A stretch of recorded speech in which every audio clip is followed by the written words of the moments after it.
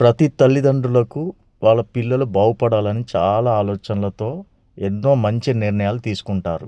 ఉన్నత చదువుల కోసం ఎంత దూరమైనా వాళ్ళ చదువుల కోసమే ఊర్లు దాటుతున్నారు.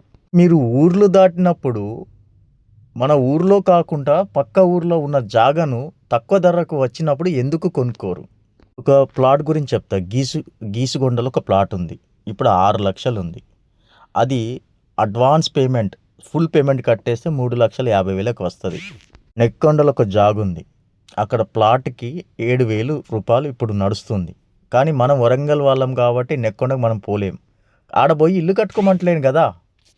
ఆడికి వెళ్ళి జాగా కొనుక్కోండి, రేటు పెరిగినప్పుడు అమ్ముకోండి. హైదరాబాదు తెలియని ప్లేస్లో వెంచర్లో ల్యాండ్లు కొంటున్నాం కదా. వ్యక్తుల దగ్గర మనము ల్యాండ్ కొంటున్నాం, స్థలం కొంటున్నాం. ఆలోచించండి. పెట్టుబడి మన శ్రమ మాత్రమే. కష్టపడితే కానీ ఒక 20 లక్షలు కూడబెట్టలేం.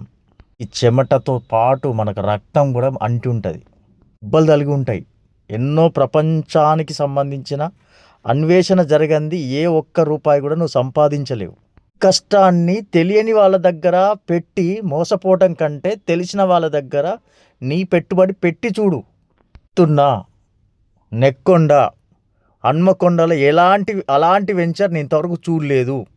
అది రేపటి భవిష్యత్తులో 50,000 పలుకుతుంది.